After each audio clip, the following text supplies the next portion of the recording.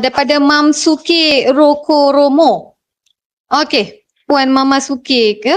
Saya ingin bertanya, adakah dengan kerap meminum air sejuk menyebabkan berlakunya kekerapan sering, demam, sesama, batuk dan sebagainya? Ini hanyalah untuk kanak-kanak yang berumur bawah 7 tahun. Doktor boleh jawab? Mungkin nanti Doktor Loh pun boleh jawab juga. Silakan. Nak baca soalan lagi? Panjang sangat. Minum air sejuk kan? Ni biasa kalau kita dengar masa kita kecil-kecil pun mak kita kalau tak bagikan minum air sejuk. Jangan minum ais sebanyak sangat. Nanti dapat sakit tekak.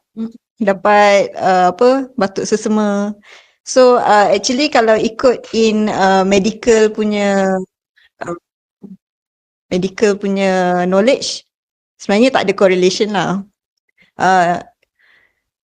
Tapi dia boleh affect pada pesakit yang mungkin ada asma ataupun ada prone pada allergic. So mereka boleh allergic kepada air sejuk sebenarnya ataupun ais. So benda tu boleh menjadi salah satu irritant kepada dia punya saluran pernafasan. So bila ada berlakunya irritant, senang dapat saluran pernafasan yang bengkak lah. Contohnya dia punya tonsil ke, dia punya tekak, dia punya bahagian sinus dia boleh senang senang bengkak, senang mengeluarkan cecair. Jadi itulah jadinya simptom macam batuk dan sesama lah. Maybe Dr. Lau boleh add on.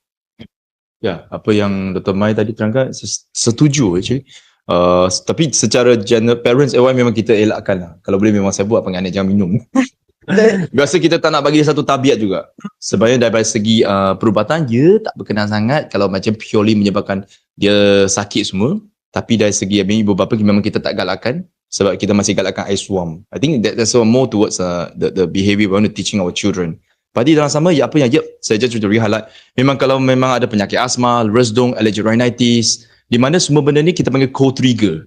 Co-trigger tu bolehlah disebab macam Dr. Mai kata air sejuk, environment sejuk pun boleh memudaratkan kesihatan dia. So supaya untuk pesakit-pesakit saya ada macam contohnya asma semua memang kita cuba elakkan. Sebab kalau tak dia kena dia dapat attack balik. So memang kita tak galakkan. Okay. Alright. Thank you Dr. Maimunah dengan Dr. Loh just now. Okay, but explaining about the minum air sejuk boleh ke tak. Tapi dia more pun, apa saya faham je lah, it's more to concern about person yang ada, orang yang ada asma ni. Ada allergic ke, Doktor Yeah. Okay. Saya nak beralih, harap Mam Suki berpuas hati dengan jawapan yang diberikan sebentar tadi.